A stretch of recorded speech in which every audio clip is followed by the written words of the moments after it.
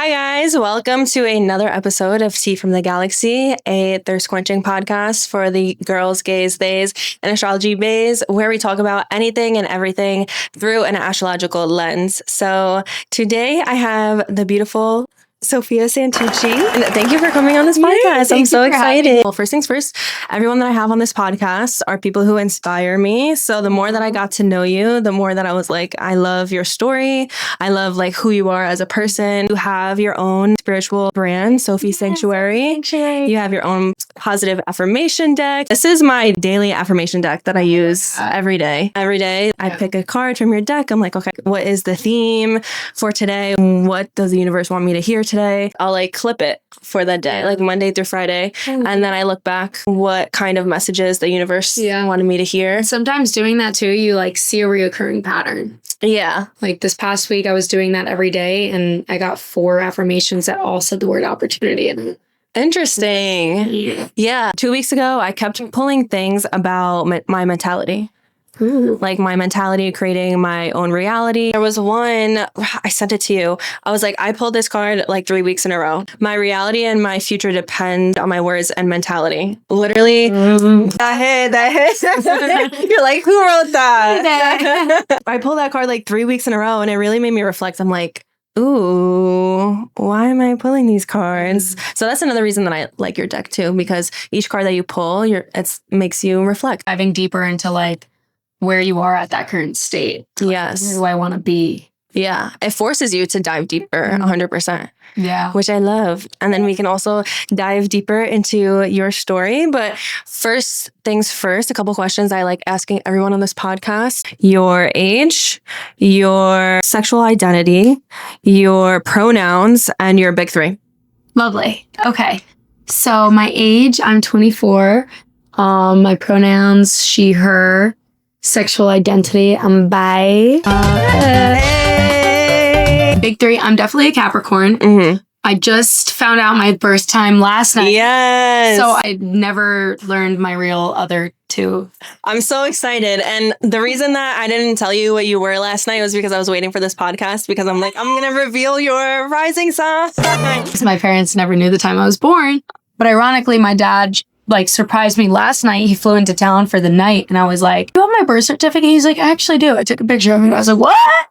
That's an astrologer's jackpot. Really? So divine timing. No, literally. This is like a gender reveal, except it's your rising reveal.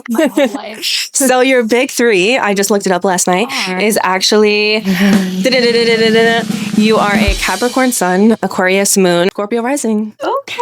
Yes. I'm also a Scorpio rising. That's why we click. Scorpio risings. What's that mean? Scorpio risings. I have a love-hate relationship with being a Scorpio rising. So your rising sign is how you perceive the world. So I think of your sun, moon, and rising sign as the 3 layers of who you are. Your sun sign is who you are consciously. It's your conscious wants. It's your ego and identity. Your moon sign is who you are subconsciously. It's who you are to your core, who you are emotionally.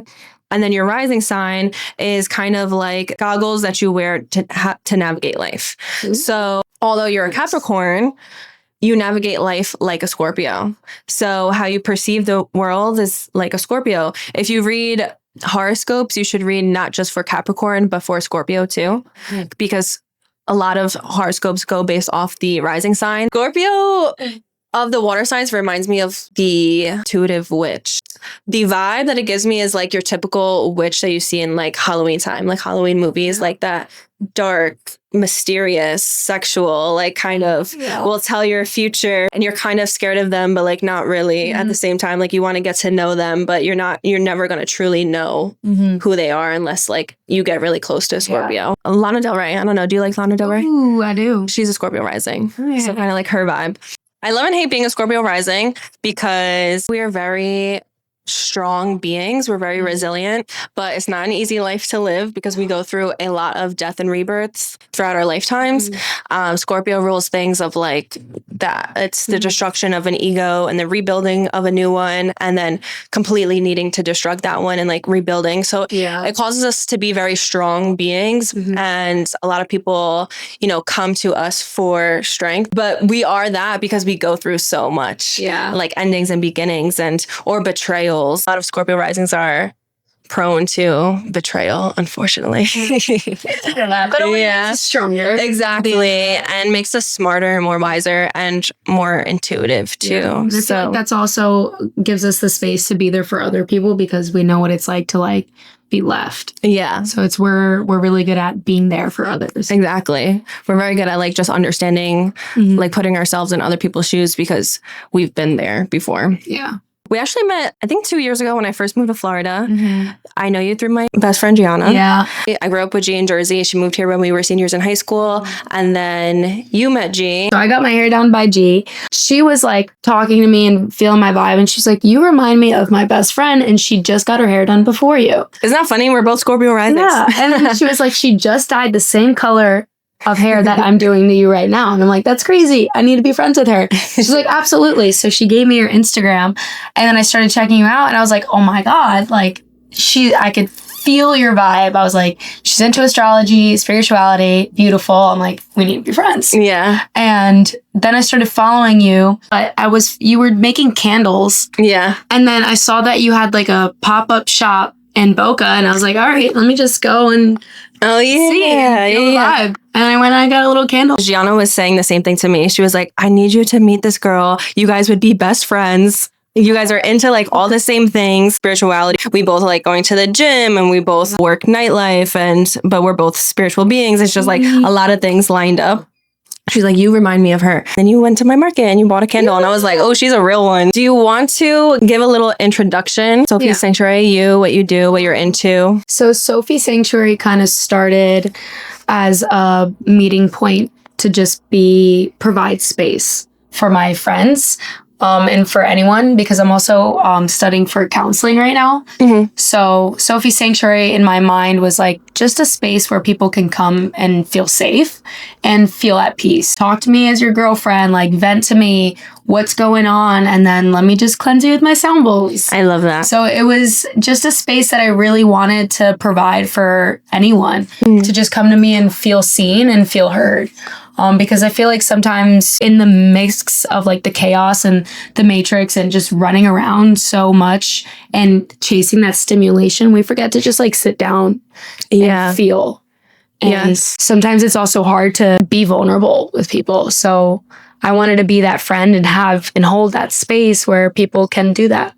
And that's where Sofi Sanctuary came, is just a place for safety and peace. It's like mixing counseling and spirituality. Yes, that's exactly I love that. The goal. I love that. Yeah. I have a background in psychology. That is something that's always in the back of my mind, like combining astrology with something else, whether that's counseling or in the school system. Because I also used to work with children. Once I got into astrology, I was like, bro, what if we combined understanding children better because we know their birth charts? Because every child, they learn differently, and you can see that in their charts. And I think a lot of, bridging the two of spirituality and science, because you're also like reaching a broader audience. I can hear you out, and then I could do a card reading for you. Yeah. And you can call it art therapy if you really wanted it to, because then you're depicting this image and seeing the messages that are like just intuitively coming to you. True. So it's like, even if you don't want to look at it as a card reading, you can just look at it as art therapy. Yeah. There's other perspectives that you could see it as to align with like the client or the person themselves. That's so interesting. I never thought of that perspective before. Yeah. No, I love that. Often when I do readings, I always tell people, make sure you are on top of your spiritual health just as much as you are your physical health, your mental health, your emotional health. I feel like spiritual health is the number one thing that a lot of people put on the back burner or don't even have a spiritual health regime. I know personally throughout my life, in the darkest time periods of my life, the most rock bottom time periods of my life, when all I had control of was my spirituality and leaning on my faith. And your faith, whatever that means, you know, whatever you believe in, but having some type of spiritual health, some type of faith, some type of higher power to believe in has pulled me out of all of those dark pits in my life. So I think that's also what you want to do, or what you're doing currently, is bridging that and watering not just your emotional mental health, but also your spiritual health as well. So that's really cool. Definitely. And when I connect with my friends like over the phone, or I don't speak to them for a long time, the first question I ask is like, what are you doing for your mind, body, and spirit?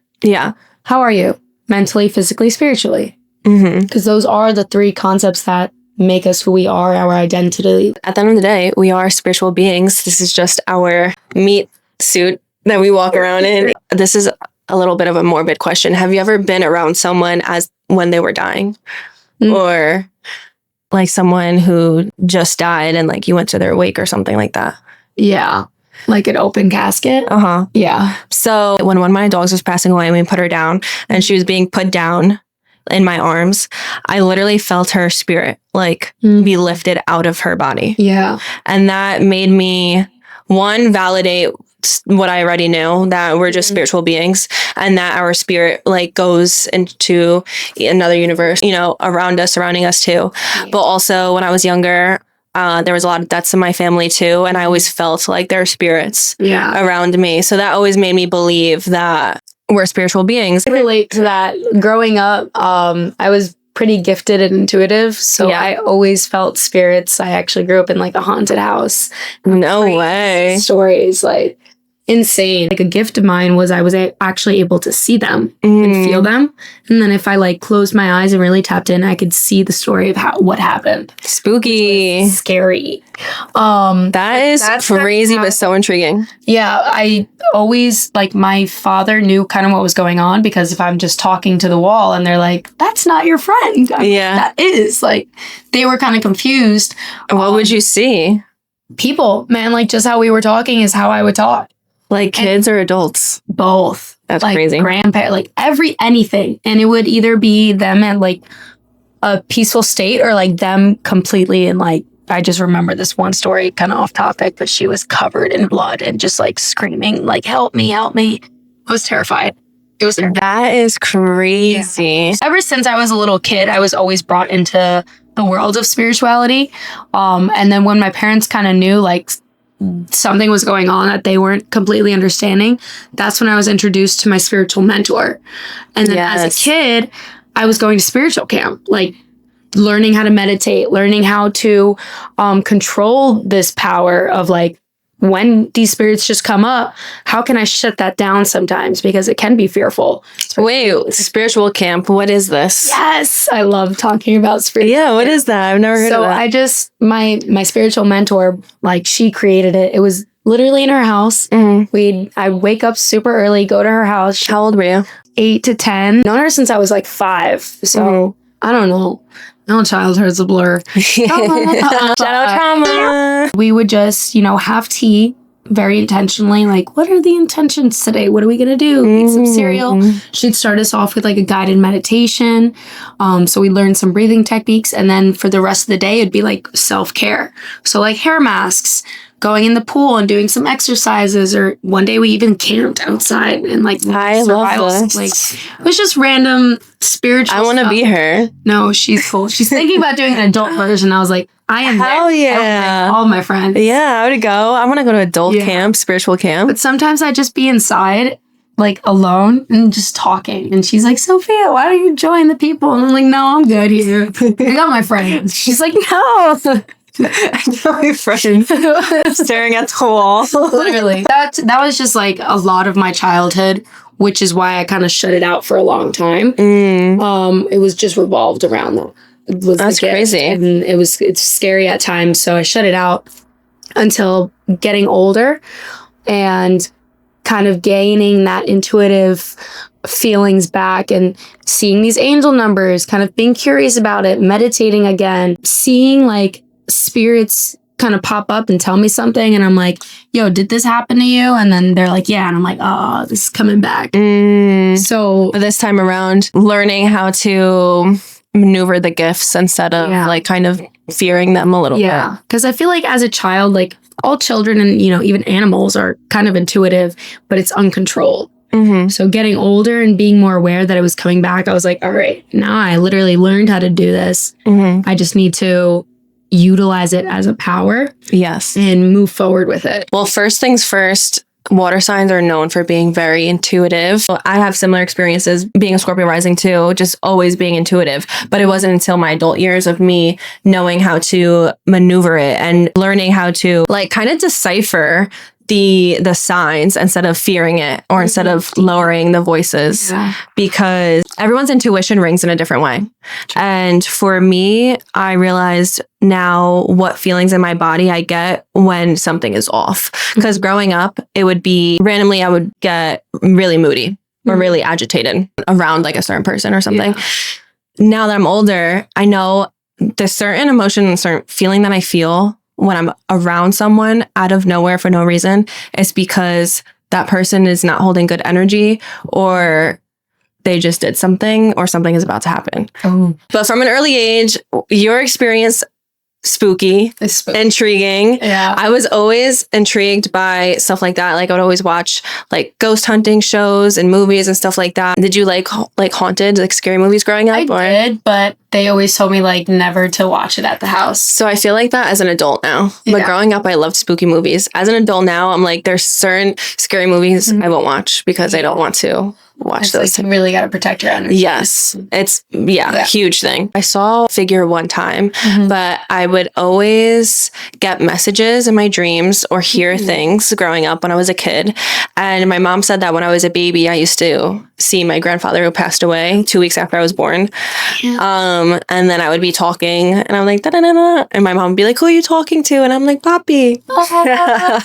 That's so cute. So since I feel like when you are young and you're exposed to like the spiritual realm, it's kind of like you're a chosen one, I feel like. And you have no choice. Yeah, I feel like I haven't thought of it like that. How do you not believe in a spiritual realm when you've literally seen it as a kid? You had your spiritual mentor, you went to spiritual camp, and then you kind of just suppressed it a little after that. I definitely suppressed it, and then life just got hard, depression and anxiety, and I was just going through life suffering in just this mental entrapment of like darkness. I always called my depression like my shadow because it was like always following me. Starting in middle school is kind of the peak point of when it was. Going into high school and then college. And college, I was like, I'm getting out of my town. Like, I gotta just go. So I moved to Florida. I'm originally from New York. I moved to Florida and I said, I'm going to be here and I'm going to be here with a different mindset. I'm going to be a different person. I'm going to just start over. And I saw this quote that said, life is only as good as your mindset. And at this point, from high school into college, I was on antidepressants for about 7 years. And towards like my middle of college, I was like, I want to get off. Like I wasn't empathetic. I was always angry. Like, did you feel like a robot? Yeah, it wasn't me. Yeah, I'm me like, too. I didn't have an identity. Yeah. And I wanted to find that. I felt like there was something deeper inside, like just trying to break through the skin and be like, the soul is here. Yeah. And that moment came when I was in a relationship and he had broken up with me because he cheated on me. Boo! I had taken shrooms this one day and I couldn't stop thinking, I'm like, why wasn't I good enough? Like I kept thinking it was me. And then as I internalized it, it was 6 hours of just thinking one thought that kept leading into other questions of why, until I got to the root that I didn't love myself enough, that I allowed someone else to define my worth through external validation. That I made the promise to myself then, like I would not get into another relationship until I truly valued who I was as a person. Taking these mushrooms, I was like, what is this? Like, how did I just access such a deep part of my brain? How can that actually heal me? And I started utilizing that as growth. And pushing forward, I met this random guy at a random rave talking about microdosing mushrooms and the benefits of Shout out random guy. Yeah, Shout out him. changed my life. I call him He's always at the raves, Mr. Shrooms. Mr. Shroom. But he taught me about how he saved a lot of people's lives teaching them how to microdose. And I was like, telling him what I was going through. I was on antidepressants and I'd love to try. And he was like, here you go. And he gave me a few packs to try and taught me how to do it. Gave me a little booklet that literally said how to microdose. And it took me 2 years to properly lean off my medication with the supplement of plant medicine. And after 2 years went by, I was finally able to say I'm not depressed. I'm a mushroom advocate. Microdosing has healed me. Just those little doses change the chemistry of your brain. They open up new neural pathways that we can't access without it. So that's really interesting. I've done a lot of research projects on them and submitted them into my school because I was like, this is what I want to do. But alongside the microdosing is when you do trips, a lot of what I tell my friends and, you know, people that I've influenced this onto is close your eyes. Because a lot of us, we do this substance and we live the human experience of like seeing these visuals and like having fun with it, you know, but it's taking that medicinal product and just closing your eyes because it allows you to get so deep into who you are and your brain, like the things that you can come by, the trauma that you can heal, the person that you can become just from closing your eyes while doing a mushrooms trip is amazing, infatuating. And I've had a lot of experiences with myself. I do most of my trips with my eyes closed, and it'll just be 8 hours of like these insane visuals, you know, connecting with beings. I've entered different realms, seen gods and figures and angels, and that's crazy. It's amazing. And yeah, you're tapping in. You're truly tapping into the inside of you, the soul world. Yeah. I always like would speak to my mushrooms before going into anything. Like what is my that's intention? huge too. Yeah. Setting intentions. Talk to it.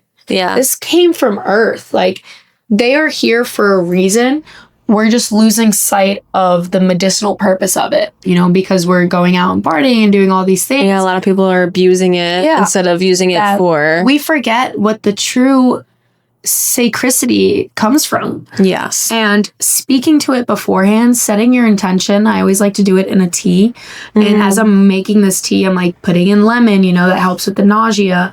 And I'm stirring it and I'm just saying like clarity, abundance. What am I looking for? What am I going into this trip for? And this has empowered me so much that I've influenced it to other people where I'm like, hey, let me guide you through a trip. I'll ask them for their intention and we'll both put the intention into there. They'll drink it. And I reassure them before going into anything, like whatever you see is not real in this world. You know, you're safe. Because sometimes it could get scary. Sometimes when you tap in, you have to go through the darkness to get to the light. Period. So knowing that your friend is beside you and is like, I got you. Whatever you see, I'm here to protect you. I'm your guardian on the outside. Just go in. And that vulnerability allows you to tap into a different power, a different world, a different version of you, allowing your traumas to come up. My friend in Barcelona who I met, he like saved my life when I was there. I was homeless for a little bit, was able to provide me his home. And he's like my brother now. And I gifted him this guided mushrooms trip. And his experience was, it was really dark for him at first. He was scared, but he was reminded that I was right there and like nothing was real. And he went through the darkness. He followed the light. And at that light that he followed was a fire. Sitting around the fire were different versions of him at different ages where he had experienced these traumatic events. And he was able to just talk to them. And he came out of it feeling so healed. He was like, I was able to talk to myself at these different stages of my life. Another person that I have guided through, I brought them into a past life regression. Like, what happened in your past that is preventing you from moving forward in your future? You know, or is there something you're still holding on to? So bringing them into their past life to acknowledge and feel what that fear was or what was going on, they took that lesson and they were able to awaken out of the trip and be like, oh my God, that makes so much sense. This is how I need to move forward. So I think plant medicine, medicinal mushrooms, microdosing, or, you know, using it intentionally and really meditating with it can completely transform your life. Yes, 100%. That's why I definitely wanted you to share that, because you yourself used plant medicine to help wean off medication. Yeah. And then by tapping into this different realm of the world, of your mind, of your subconscious, of past lives. That's crazy. I always talk about past life regressions, that people should get them done. I want to get them done. A lot of people don't believe in them, but you can really learn about yourself, where you're at currently in this lifetime, why you are the way that you are, by reflecting on who you were in past lives. There's points in astrology that point to your past lives too. Yeah. They're called the nodes. So it's a south node and a north node. And by studying the south node, it shows you where you were in past lifetimes. And in this lifetime, it can come up and manifest as what feels most comfortable for you. But growth and comfortability can't coexist together. Your north node is your higher self, point of destiny. Basically, it's who you're supposed to be if you were living in your highest potential at all times. To live in that highest potential, you have to completely move outside your comfort zone at all times. And it's not forgetting who you were in a past life. It's balancing that. It's taking what you already know and moving it into the unknown, like using it as your toolbox into the unknown. So, yeah, right? Yeah, I'm going to trademark that. Write that down. Write that down. I so see you doing that. Like when I envision you in the future, I see you doing plant medicine, guided trips, and then like a counseling after, talking about it after. Yeah. And also using your sound bowls like during the trips too. I don't know if you ever thought about doing that. I have not thought of that. Yes, I see you like doing that. Yeah, that's definitely adding another level to Yes. I definitely want you to guide one of my trips. We're going to have to do that. We're going to do that. Yeah. And then we're going to record another episode on what that was like. Experience. Yes. That journey carried into my soul calling of moving to Barcelona. I love this story of Barcelona. And this was like really the birth of your affirmation deck. I don't know. I'm such a big believer of everyone needs to go on a solo travel trip. Yes. Like do it. If you haven't, this is your sign. Yes. Just it opens up your mind. It changes your perspective. Yeah, you definitely dive into that. So I was working 2 jobs here, going to school. I had this intuitive feeling. I was like, my soul was calling to go somewhere. It was calling to go to Spain. I knew no one. I'd never been. Had no plan at all. So, and when was this again? This was 2022. Okay. I was about 22 years old, making bread. Just graduated college too. So I'm chilling right now. Yeah. And I told my parents, they're travelers as well. So told them I want to move to Spain. They were like, all right, maybe try Barcelona. You know, a lot of people said it's beautiful. I was like, all right, cool. Quit both my jobs, sold everything of my furniture, got a storage room unit for like everything else. And I was just ready to go to Barcelona. I didn't have a place to stay till the day before I left. So this is how you just followed your calling. I needed to go. Yeah. I don't know. I just kind of was letting it. Yeah. See this. Yes. If a city's calling your name, go. Like just figure it out and go. Yeah. So I went and it literally changed my life. And I discovered who I was meant to be and who I am. And that was the most powerful thing. Every day of being alone, I journaled. So I wrote, I think 6 journals being there in a matter of 3 months. And I, had a little park that I'd go to. I just experienced so much. Like you go through life I'm not looking at my phone, I'm not working either. I'm literally living my life. Yeah. And people always said, like, why'd you go? I went to live my dream, In the present. Yeah. And it was so beautiful that every day I journaled, I would create these affirmations. I would get these downloads, which is a lot of what my deck is. And when I was in Barcelona and I had these written things, I was like, all right, maybe I can try, making designs out of it. So, because I literally wasn't working. So there was a time, when I'm back at my crib, I'm like, what am I doing? So that's when I got creative. Yeah. I had time to get creative into my purpose, into my passion. And I always loved affirmations. I'd go around passing them all the time. Pick out pages from my journal and be like, oh, that's good. And then I'd put it on my iPad and start designing things that I would see. And just kind of wanted to make it a certain theme as well. Yeah, they're beautiful. The deck, like you kind of see there's a consistent theme going on. And that's how I really birthed the deck. The journey was lonely. You know, I was alone the majority of the time. So having me, myself, and I, and my journal, and my paper, and my pen was all I actually really needed to discover who I was and what my purpose is to become. And I moved back into the States, and that's when I realized you have to be part of the Matrix as well. Yes. Because Spain was a soulful journey, but you coming back here, you got to be ready to work. Yeah. I have a little similar story where I was being called to go to Hawaii. This was 2021. Just a calling of, I need to go here. I didn't want to be like a tourist or anything. I just wanted to go. I didn't want to be disrespectful or anything. Like I felt like a spiritual calling to go there. Stayed in a hostel. I only like walked on the beach, ate Hawaiian food, hung out with the people at the hostel. And that's really it. And I learned so much about myself. When you're just in the present, you just feel so much more creative and secure. It was so beautiful, but I literally stayed there until I couldn't anymore because I ran out of money. Literally.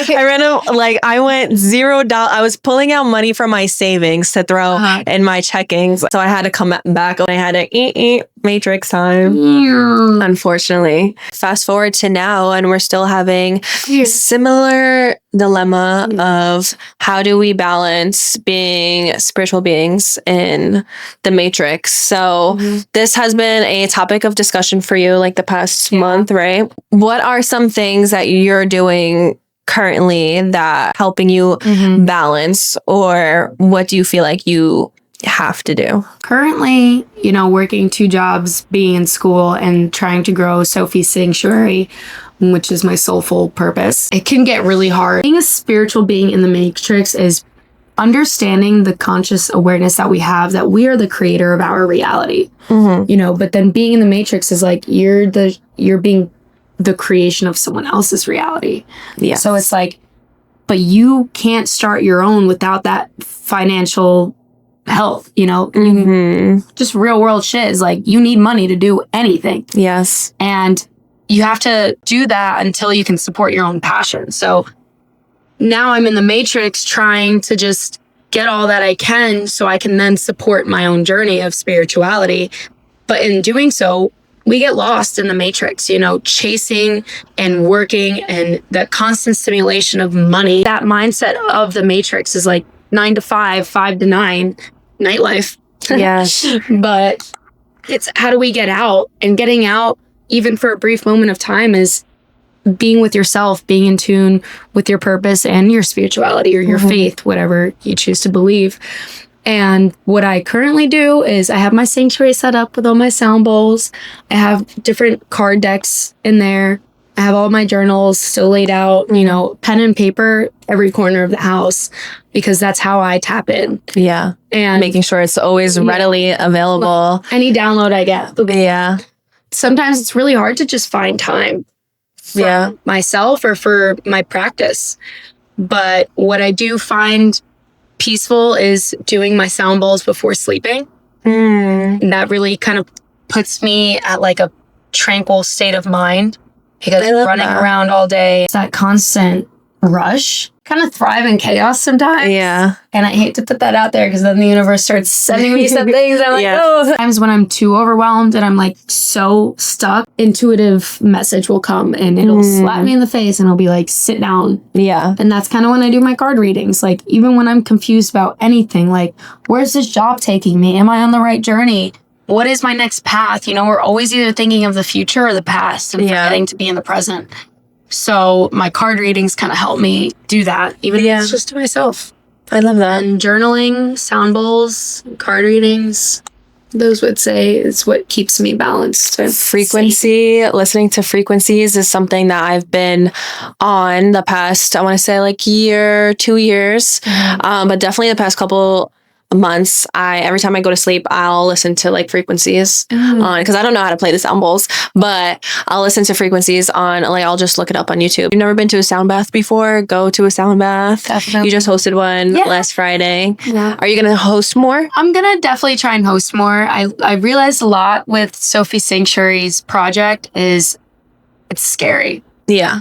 It's like, it's my own creations. It's no one telling me what to do. I'm have to put myself there and tell myself to do that. But starting any project, even a podcast or anything, it's comfort and growth cannot coexist. Yes. So you have 100%. To step out of your comfort zone and do things that scare you. So hosting those sound bowls, it felt so good to host for these people and my friends and be at the beach and just feel that reciprocation of the love. And as I was putting out there, I felt it coming back. I loved that. And I knew that I know I have to step into that more. So I will be doing them more frequently. Yeah, no, I was so happy for you. Yeah, because I was so upset I couldn't go. But I was so happy that you were doing that, because we previously had a conversation like a couple of weeks before how you felt stuck in the matrix. So when I saw you release that, I was happy that you were prioritizing Sofi Sanctuary. I feel like you were getting stuck in the cycle of just work and you're Capricorn. Capricorns are hard workers. They're dedicated. They're boss bitches, you know, but a lot of Capricorns can get stuck in the cycle of the matrix because they're constantly chasing the bag. But like what you said, I thought you were older than what you were. Yeah. To be honest, that's a big Capricorn thing too, because you just have it. Like you have it together. Yeah. Like you honestly, you live in your own place, like been living in your own place. You work 2 jobs. You definitely come off like more older and wiser. And being a spiritual being, it's just consciously pulling yourself out of that or just learning how to balance it. Because like what you said, in order to pursue our dreams, it is what it is. We need money. Yeah. So that's kind of like the cycle that I'm in right now,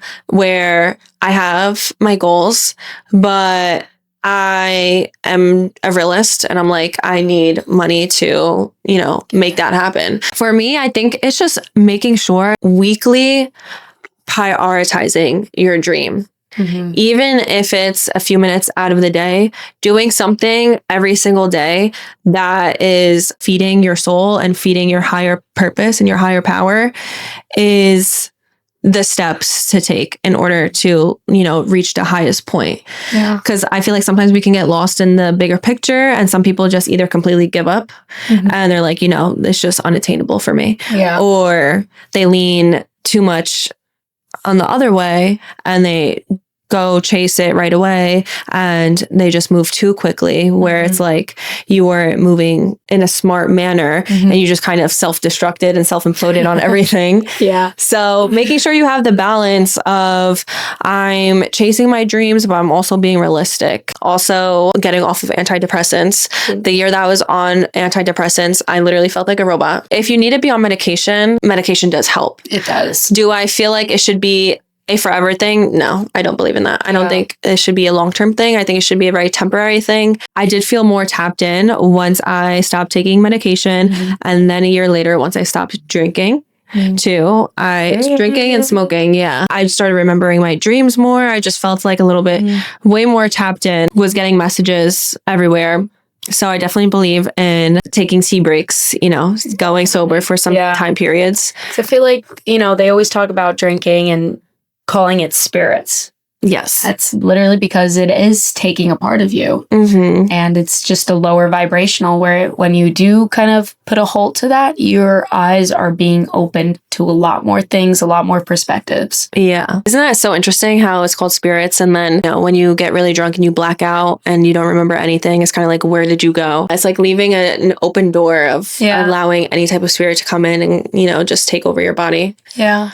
So I definitely believe in that. This is ChatGPT's point of view about being a spiritual being in the matrix. So the process of awakening. The journey of a spiritual being within the matrix involves recognizing the illusion nature of the perceived reality and seeking to understand one's true identity and potential.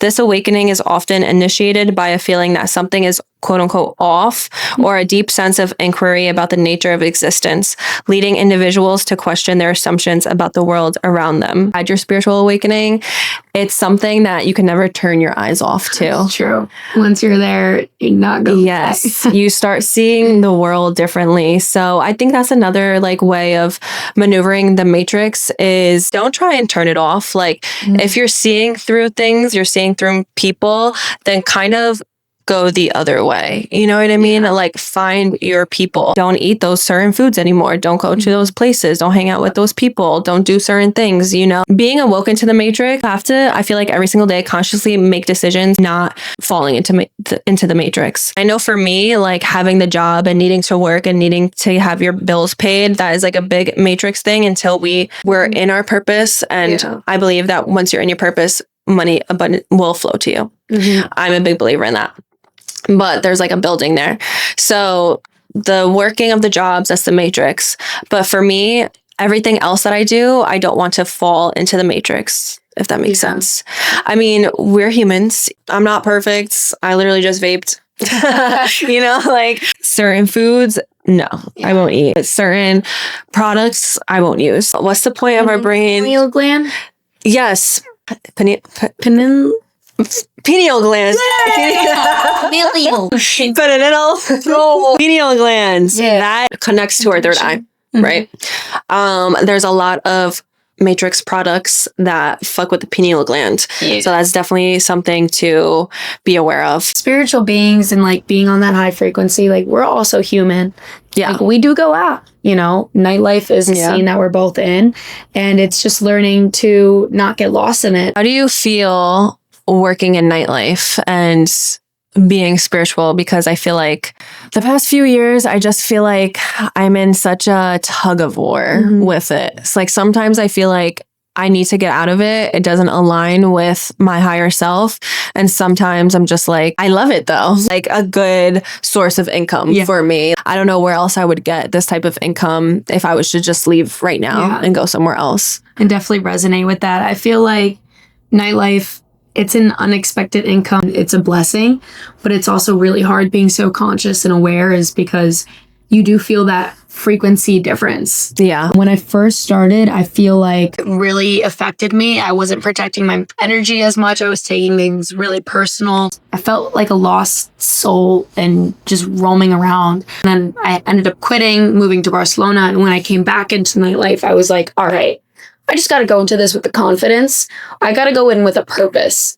Like and what boundaries here? Yes. Because nightlife, you can get so sucked into, let's just take a shot together. Then you're just meeting all these people. You don't want to like hug everyone either. I used to wear a hematite ring, which a hematite is a crystal that protects negative energy. So sometimes wearing a ring of it, they're known to break off. And I swear I went through like 15 because every time I shook someone's hand, broken. And I was like, what? I'm just gonna stop shaking people's hands and be like, hey, I'm Sofia. Like, me too. Keep that distance too. Always having boundaries in nightlife is important. Now I do have those boundaries. I've learned how to protect my energy and I have a purpose with it. It's like networking, connections, income, all of that. Even though I know it's not who I am, it doesn't align with me completely and my purpose. I am still young and I know that this income will get me to my dreams. Utilize it for that. I think that was perfectly said because purpose and boundaries, 100%. Like, I think I had the realization last year where I was like, does this really align? And what do I do about that? And I just switched the mentality and I was like, this is the purpose of my income and these are the boundaries that I need to set. Not touching everyone that you come across 100%. Not falling into, let's take a shot, let's drink after work, let's, you know, this and that. Because I think also you work nightlife, you're surrounded by so many people, so much alcohol, so many drugs. I've seen a lot of people just fall down a dark hole, and just having those boundaries of, I don't need to do that tonight. I don't need to go out after work tonight. I'm here for this reason because I'm going to get here was the biggest learning lesson. And I think also nightlife, and I know you can relate to the sobriety, is like when you say like, no, I'm not drinking, that is people's reactions. I swear, sometimes I wish I could record it. Cause I'm like, no, I don't drink. And I'm like, how are you working in nightlife? Yes. How are you a bartender? No, I don't believe you. Were you just saying that? Yeah. Yeah. So it's all these different reactions, but sometimes holding that ground to like what you know you need to do for you is so empowering. And like that's what uplifts me more sometimes. And some people like actually respect it. They're like, wow, I really respect you. It's not like I need external validation, but they understand where I'm coming from. It's like, all right, good for you, you know, and sometimes you do need that. Easy to get sucked into that world and everyone condemns you for like, yeah, drink. Your deck, you have your deck right here. Sofi Sanctuary. Sofi Sanctuary. This is like you in a deck, honestly. In a deck. We're going to pick a card. Yes. Let's see what our affirmation is for today. My card that I got. Embrace all that is and let go of all that was. I love that has the moon on it. And a dragonfly. Moon and a dragonfly. That's me, my dragonfly. Oh my God. And the moon was literally screaming at me last night when I walked outside. It says, live within the moment, whether it's light or dark, day or night, happy or sad, confused or clear. Honor the emotions you feel. I love. That's pretty accurate, especially with like school right now. I'm like, am I doing the right thing to get to where I want to go? I'm like, just got to keep going. And then the next one that was sneaking behind it said, I release my worries and fears, and I know that opportunity is near. I love 888. Yeah. A Lionsgate portal. Ooh. I actually manifested so hard on that portal, and I got news today that an opportunity was presented to me, and I was like, wow. Yes, baby. You're doing its thing. 888 is powerful. Where can people find these decks or get them? They are going to be released on Amazon. I do have to print a new order. Sofi's Sanctuary on Instagram. I'm going to be posting them. You can always DM me, and I can ship out the order to you. Or once I get more done and printed, I'll be posting that Amazon link because I've got to do that. Woo! Yeah, and I'll put all your socials like down below and everything so people can connect with you. What are your future goals with Sofi's Sanctuary? Future goals is to be hosting more down bowl healing. I just want to get more consistent in that and like face the fears that I do have in that. Do more card readings, tap back into my spiritual being. Being a service to others is my purpose. And I know I need to just do that more. So if anyone, is interested in card reading, I'm here to counsel you too. Like, I don't know. When you say card readings, what kind of card readings do you do? So I do oracle card readings. I know there's like tarot and oracle. I love oracle. Yeah. And oracle, I just feel like there's more room for people to depict their own meaning. And every time I do the readings, I like to have the person give their input first, because it's like, what's your intuition telling you? Like, what do you see in this picture before I like channel in and kind of tell you my perspective? I want to hear from you. Yeah. So I do oracle card readings. We were hanging out on the beach the one day and you pulled cards for me. I really loved the reading that I got. After we hung out that day, I felt so almost cleansed in a way. It was like a good spiritual hangout. That's why I enjoy our friendship, because I think it goes beyond just the normal like friends hanging out. Like, it's hard to find people that kind of resonate to this world and who don't think you're crazy. Yeah, literally. Or like understanding just what you're saying, or even being open-minded, because we're both like spiritual, but then there's things that you know more about. And then I'm in the astrology world and you don't know much about astrology, which a lot of people get confused that they think, and everyone who's spiritual is like into astrology. I'm someone who likes astrology and is also intrigued by spirituality, but I know a lot of astrologers who just like astrology and they don't classify themselves as being spiritual. Astrology is more of like a science, I would say. It's an observation of patterns. I feel like a lot of times when people notice that I'm spiritual and I do the card readings and the bowl healings, they're like, oh, I'm a Libra. What does that mean? I'm like, I don't know what that means. Yeah. They're like, but you say you're spiritual. I'm like, yes, but I don't really know astrology like that. Or like me, people will be like, read my palm. I'm like, what? I'm like, I don't know shit about that. Like, what? You human. Yeah. I do value about our friendship is like, I'm learning so much. Even speaking to you, our conversation earlier, and just